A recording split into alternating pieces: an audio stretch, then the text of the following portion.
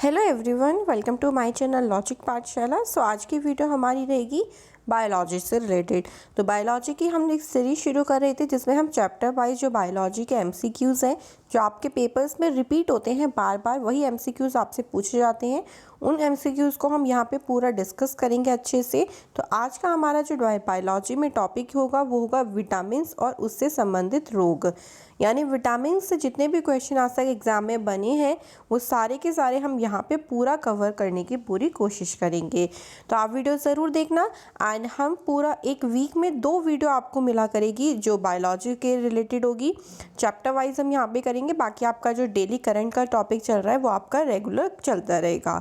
So video अगर आपने इससे पहले नहीं देखी हो, हमने एक वीडियो कर चुके हैं, सो आपको उसका लिंक मिल जाएगा डिस्क्रिप्शन में एंड आप बाकी हमारी प्लेलिस्ट भी चेकआउट कर सकते हैं। सो चलिए फिर गाइस स्टार्ट करते हैं। एक बात और आपसे बतानी है, आप हमारा टेलीग्राम ग्रुप जल्दी से ज्वाइन कर लें। डिस्क्रिप्शन बॉक्स में एंड कमेंट सेक्शन में उसका लिंक भी मिल जाएगा। वहाँ पे आपको हर वीडियो की PDF फाइल जो है वो प्रोवाइड की जाती है।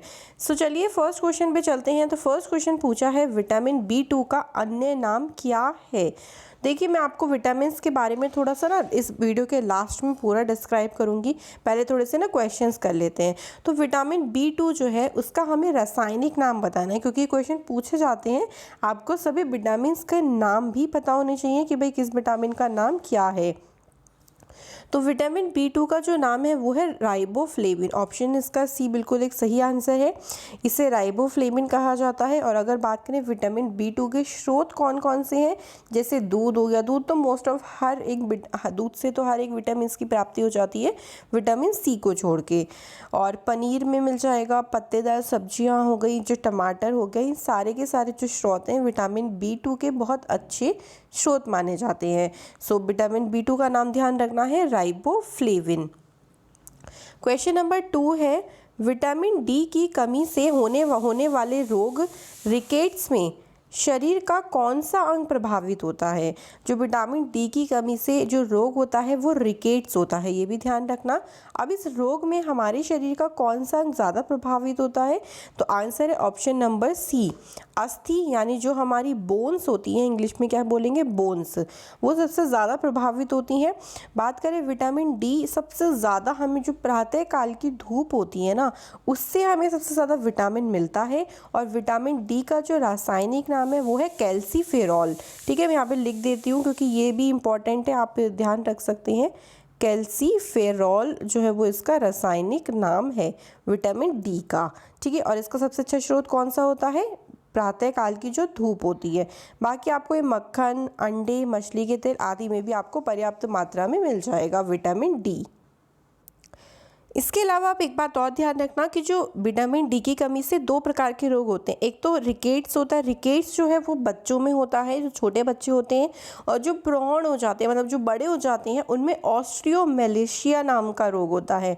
तो एग्जाम में ये पूछा गया है, बहुत बार आप कंफ्यूज हो जाते हो कि भाई पूछा गया है कि प्रौढ़ों में विटामिन D की कमी से कौन सा रोग होता है। तो आप खाली रिकेट्स आपको पता होता है तो आप रिकेट्स लगा के आते हो, बट ध्यान देना जो प्रौढ़ होते हैं यानी जो बड़े होते हैं उनमें ऑस्टियोमेलेशिया नाम से रोग होता है और बच्चों में रिकेट्स होता है विटामिन D की कमी से। और प्रभावित अंग कौन सा है, अस्थि यानी बोन्स। नेक्स्ट हमारे पास क्वेश्चन है, क्वेश्चन नंबर 3, विटामिन D अनिवार्य होता है।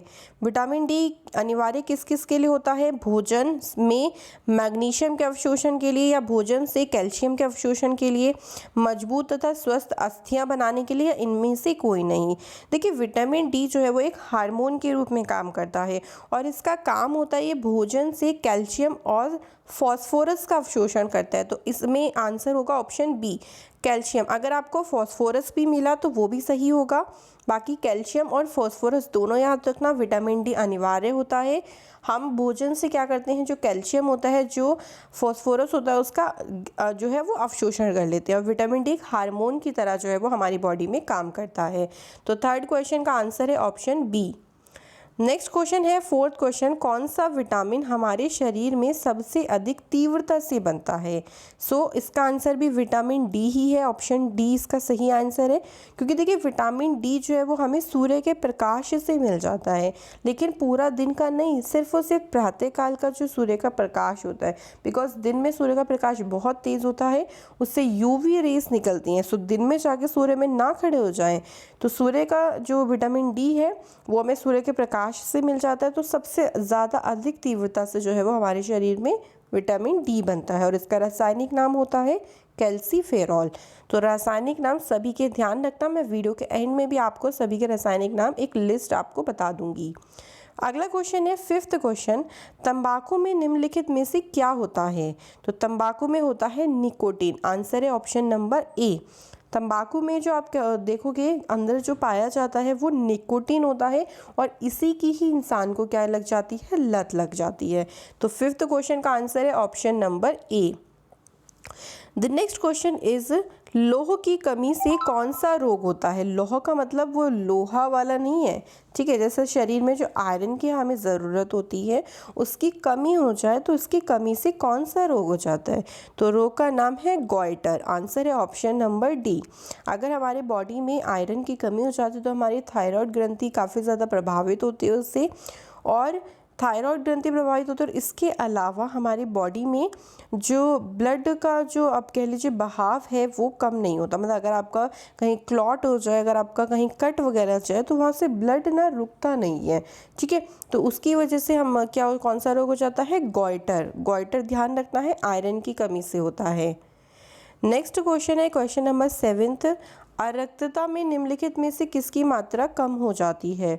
अरक्तता का मतलब होता है कि जब हमारी बॉडी में क्या एक तरीके से क्या हो, अरक्तता का मतलब इंग्लिश में, हाँ देखिए, जब हमारी बॉडी में जो ब्लड है ना, ब्लड की एक तरीके से कमी हो रही है, तो किस चीज़ की मात्रा कमी, किस चीज़ की मात्रा उसमें कम हो जाती है? तो उसमें हो जाती है हीमोग्लोबिन, कि हमारा ब्लड में जो है वो हीमोग्लोबिन की मात्रा कम हो जाती है, तो हमें अरक्तता की स्थिति पैदा हो जाती है। तो आंसर है इसका ऑप्शन नंबर ए। अरक्तता की वजह से ही कौन सा रोग होता है? गॉइटर होता है। ध्यान रखना, जो मैंने आयरन की कमी वाला बताया था, ठीक है। ये भी यहाँ से रिलेट करना दोनों चीज़ों को।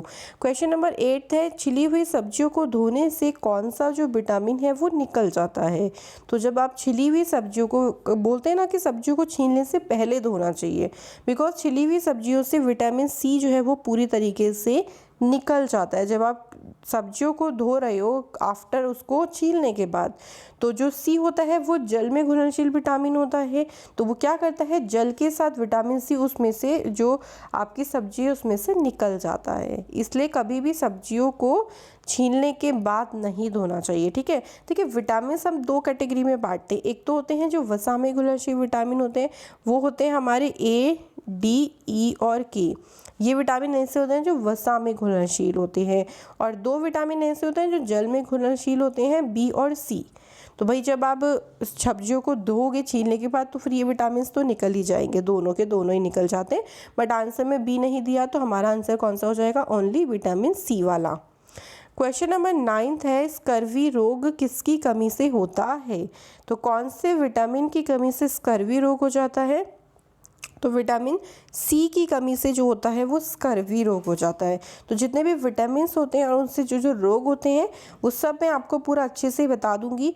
अब अगर बात करें विटामिन सी के बारे में थोड़ा सा, तो विटामिन सी का देखिए जो रासायनिक नाम होता है वो होता है एस्कॉर्बिक एसिड। एस्कॉर्बिक एसिड, ये विटामिन सी का जो है वो रासायनिक नाम है, और ये जल में घुलनशील विटामिन होता है। विटामिन सी मोस्ट ऑफ जो खट्टे फल होते हैं उनमें पाया जाता है, जैसे नींबू, संतरा, आंवले में भी पाया जाता है काफ़ी, और पत्तेदार सब्जियों में भी आपको मिल जाएगा, बट ज़्यादातर ये खट्टे पदार्थों में पाया जाता है, और इसकी कमी से स्कर्वी रोग हो जाता है। नेक्स्ट क्वेश्चन नंबर 10 है, निम्नलिखित में से विटामिन सी का सर्वोत्तम स्रोत क्या है? तो अभी मैंने बोला कि सबसे ज़्यादा विटामिन सी किस में मिलता है? खट्टे फलों में, तो उन्हें बोला जाता है इंग्लिश में सिट्रस फल। खट्टे फल भी लिखा आ सकता है, कभी कभी एग्जामिनर थोड़ा सा और कंफ्यूज करने के लिए बच्चों को इस तरीके से लिख देता है, तो ध्यान रखना सिट्रस फल में सबसे ज़्यादा विटामिन सी मिलता है। उस विटामिन का नाम बताइए जो किसी भी मांसाहारी भोजन में नहीं मिलता। यानी जितने भी जो मांसाहारी भोजन होते हैं, जो नॉनवेज होता है, जैसे मांस, मछली, कुछ भी हो, उसमें कौन सा विटामिन आपको नहीं मिलेगा? तो विटामिन सी ही उसमें नहीं मिलता। विटामिन सी किसी भी मांसाहारी भोजन में नहीं पाया जाता। ये सभी खट्टे फलों में या इसके अलावा आंवला, टमाटर, सब्जियों में मिल जाता है, बट आपको मांस, मच्छी वगैरह में नहीं मिलेगा। और इसकी कमी से कौन सा रोग हो जाता है? अभी हमने पढ़ा, इसकी कमी से हो जाता है स्कर्वी रोग। ठीक है, तो सभी चीज़ों को रिलेट करके पढ़े। विटामिन बहुत अच्छा चैप्टर है और क्वेश्चन बहुत अच्छे भी बनते हैं और इजीली ये चीज़ आप पढ़ भी सकते हो। द नेक्स्ट क्वेश्चन इज, वह धातु कौन सी है जो विटामिन B12 की एक घटक है? देखिए, जो विटामिन बी होता है उसको कैटेगरी में डिवाइड किया गया है कि B1, B2, B3, B5, B6, B12 इस तरीके से। तो उसमें आता है एक विटामिन B12। तो कौन सी धातु विटामिन B12 का घटक है? तो आंसर है ऑप्शन डी, कोबाल्ट। और इसके अलावा विटामिन B12 का जो रासायनिक नाम है वो भी आप ध्यान रख लें। रासायनिक नाम है इसका साइनोकोबालामिन। बहुत अजीब से नाम है, बट थोड़ा सा रासायनिक नाम पे ध्यान रखें। ये जो है वो इसका रासायनिक नाम है। इसको हमें, इसके जो स्रोत है वो है मांस, मछली, अंडा, दूध वगैरह से ही मिलता है। इसमें क्या होता है, देखिए, इसकी कमी से हमें जो हमारा जो नर्वस सिस्टम है, जो तंत्रिका तंत्र है, उसमें गड़बड़ी आ जाती है। और इसका जो प्रमुख घटक है धातु वो है कोबाल्ट। तो ये एक ही क्वेश्चन से आपके बहुत सारे क्वेश्चन जो है वो यहाँ से प्रिपेयर हो जाएंगे। क्वेश्चन नंबर 13 है, मानव शरीर में संक्रमण को रोकने में मदद करने वाला कौन सा विटामिन है? तो आंसर है option number A, vitamin A. Vitamin A जो है इसका रासायनिक नाम होता है रेटिनॉल। ठीक है, मैं साथ ही साथ सभी के देखिए रासायनिक नाम बताती जा रही हूँ, तो ध्यान रखें। ये जो है वो मानव शरीर में संक्रमण को रोकने में मदद करता है। ठीक है, इसके अलावा अगर बाकी ऑप्शंस की बात करें तो विटामिन बी की कमी से बेरी रोग होता है, सी की कमी से स्कर्वी हो जाता है, और डी की कमी से सूखा रोग यानी रिकेट्स हो जाता है, और जो बड़े हैं उनमें ऑस्टियोमेलेशिया नाम से रोग होता है। तो ये सारी चीज़ें आप साथ ही साथ ध्यान रखिए। क्वेश्चन नंबर 14 है, विटामिन ई विशेषतः किसके लिए महत्वपूर्ण होता है? तो विटामिन ई जो महत्वपूर्ण होता है वो होता है ऊतकों के सामान्य स्वास्थ्य के लिए। ये जो विटामिन ई है ये हमारी जितनी भी मतलब जेनेटिक चीज़ें हैं, जो हमारी पेशियाँ हो गई, जो हमारी और भी चीज़ें हैं, उनकी क्रियाशीलता के लिए, उनकी वृद्धि के लिए काफ़ी ज़्यादा उत्तरदायी होता है। इसकी कमी से जननांग और जो हमारी पेशियां हैं वो कमज़ोर हो जाती हैं। तो ये ऊतक जो है हमारी सेल्स वगैरह हैं, उनके स्वास्थ्य के लिए विटामिन ई जो है वो बहुत ज़रूरी होता है। आपको बोला जाता है ना कि भाई जो विटामिन ई को एक तरीके से पता है सुंदरता का विटामिन भी कहा जाता है, क्योंकि जब आपने देखा होगा कि आपसे बोला आपके चेहरे पर अगर पिम्पल्स या दाग धब्बे हो जाते हैं तो बोलते हैं कि विटामिन ई का जो ऑयल होता है उससे लगाओ, क्योंकि इससे सुंदरता का विटामिन, क्योंकि जो भी हमारी सेल्स है उनके स्वास्थ्य के लिए बहुत ज़्यादा उत्तरदायी होता है विटामिन ई। ठीक है, क्लियर है 14 क्वेश्चन। आगे चले 15th पे। तो 15th क्वेश्चन में रक्त की स्कंदन में मदद करने वाला विटामिन कौन सा होता है? तो आंसर है ऑप्शन नंबर डी, विटामिन के। जो विटामिन के है वो रक्त के स्कंदन में सहायक होता है। इसका जो रासायनिक नाम है के का वो है फिलोक्विनोन। ठीक है, मैं साथ साथ बोल भी रही हूँ क्योंकि इसके प्रोनाउंसिएशन में अजीब सा लगता है। फिलोक्विनोन इसका रासायनिक नाम है। ये मोस्ट ऑफ हमें जो हरी सब्जियां हैं, पत्तेदार सब्जियां हैं, उस पर मिलता है। और विटामिन के जो है वो रक्त मतलब विटामिन ए के वजह से हमारा जो रक्त है वो जम जाता है। ठीक है, ये रक्त को जमाता है। भाई जब आपके शरीर में कोई क्लॉट हो जाए, कोई कट वगैरह लग जाए तो खून बहता ना रहे ना। जब खून बहना कब रुकेगा? जब वो खून वहीं जम जाएगा, और उसके लिए विटामिन के बहुत ज़रूरी होता है बॉडी के लिए। तो ध्यान रखना, रक्त के स्कंदन में कौन सा विटामिन मदद करता है? विटामिन के। क्वेश्चन नंबर 13 है, गाजर निम्नलिखित में से किस विटामिन का संपन्न स्रोत है? भाई गाजर में सबसे ज़्यादा विटामिन कौन सा मिलता है? तो वो मिलता है विटामिन ए। विटामिन ए गाजर में प्रचुर मात्रा में पाया जाता है, और इसका रासायनिक नाम मैं बता चुकी हूँ, फिर से बता देती हूँ। रेटिनॉल जो है वो इसका रासायनिक नाम है। इसकी कमी से जो रोग होता है उसका नाम है रतौंधी। विटामिन ए की कमी से रतौंधी रोग हो जाता है। इसे जीरोप्थेल्मिया रोग भी बोला जाता है। सबसे ज़्यादा ये गाजर में मिलता है, बाकी आपको मछली के तेल, अंडा, पनीर, दूध, इन सब में भी ये चीज़ें मिल जाएंगी। और ये विटामिन ए जो है वो वसा में घुलनशील होता है। तो एक ही क्वेश्चन से बहुत क्वेश्चन प्रिपेयर होते जा रहे हैं। आई होप से सभी को समझ में भी आ रहा होगा। अब देखिए फिर से वही बोल रहा है कि विटामिन ए की कमी से कौन सा रोग फैलता है। तो मैंने अभी बताया आपको, रतौंधी जो रोग होता है वो विटामिन ए की कमी से होता है। क्वेश्चन नंबर 18 में है, कौन सा विटामिन प्रतिरक्षा प्रदान करता है। तो क्वेश्चन नंबर 18 का आंसर है, कौन सा विटामिन प्रतिरक्षा प्रदान करता है। तो विटामिन ए जो है वो प्रतिरक्षा प्रदान करता है। ऑप्शन बी सही आंसर है। ये क्या काम करता है, जो हमारी विजुअल पिगमेंट्स है उनके संश्लेषण में भाग लेता है। और इसके अलावा जो हमारी हड्डियां हैं, हमारे शरीर की वृद्धि है, जनन क्षमता हो गई हमारी, उसमें भी विटामिन काफ़ी ज़्यादा सहायक होता है। तो इसे ही बोला जाता है प्रतिरक्षा प्रदान करने वाला विटामिन। क्वेश्चन नंबर 19 में देखिए आपको एक सूची दी गई है, आपको मिलाना है कि विटामिन B1 का किससे मिलेगा। विटामिन B1 का इनमें से कौन सा रासायनिक नाम होगा, इससे B2 का, B6 का और B12 का। तो ये मैंने क्वेश्चन इसलिए दिया है क्योंकि इस क्वेश्चन से ना आपके काफ़ी सारे क्वेश्चन एक ही में प्रिपेयर हो जाएंगे, तो ऐसे आपको आ सकता है। ठीक है, अगर हम बात करें सबसे पहले विटामिन B1, तो विटामिन B1 का रासायनिक नाम होता है थायमिन। तो ए का ऑप्शन किससे मिलेगा, थर्ड वाले से मिलेगा। B2 का नाम होता है राइबोफ्लेविन। B6 जो विटामिन है उसका नाम होता है पायरिडॉक्सिन। और B12 का नाम होता है साइनोकोबालामिन। तो इस तरीके से हमें मिलाना है। तो ए जो ऑप्शन है वो थर्ड वाले से मिलेगा। तो आपको ऑप्शन इस तरीके से मिलेंगे। अगर आप देखें तो ए के साथ थर्ड का मैच सिर्फ इसमें है, ऑप्शन नंबर डी में है। तो यही वाला आंसर हमारा बिल्कुल सही हो जाएगा। तो इस तरीके से आपको मिलाने के लिए भी आ सकते हैं क्वेश्चंस। आगे हम देखते हैं। देखिए आगे मैंने आपके लिए कुछ इंपॉर्टेंट चीज़ें रखी हैं क्योंकि क्वेश्चन में आपके लिए बन सकता है, सो आप यहाँ से इसको ध्यान रखें। देखिए इसमें क्या पूछा गया है कि विटामिन तत्व की जो खोज थी वो कब और किसने की। मतलब जो विटामिन स्टार्टिंग में जो एलिमेंट था या विटामिन पता कैसे चला। तो एक वैज्ञानिक है फ्रेडरिक हॉपकिंस, उन्होंने 1912 में जो है वो विटामिन तत्व की खोज की थी और इसके लिए उन्हें चिकित्सा विज्ञान का नोबेल पुरस्कार भी दिया गया था। ठीक है, तो ये ध्यान रहेगा, क्वेश्चन आपसे पूछा जा सकता है। अगला क्वेश्चन देखिए क्या है, विटामिन शब्द का प्रयोग सबसे पहले किस वैज्ञानिक ने किया। इन्होंने तो सिर्फ विटामिन तत्व की खोज की थी, लेकिन इन्होंने उस टाइम उसे नाम नहीं दिया था कि ये नाम विटामिन है। विटामिन का नाम बाद में दिया गया था। तो फंक एक वैज्ञानिक ने जिन्होंने उस तत्व का नाम दिया विटामिन। इन्होंने बताया कि इसको विटामिन कहा जाता है। ठीक है, तो ये दोनों में अंतर ध्यान रखना। उन्होंने सिर्फ खोज की थी, नाम नहीं दिया था। नाम किसने दिया था, फंक ने दिया था। आगे बात करते हैं। देखिए विटामिन के प्रकार क्या होते हैं।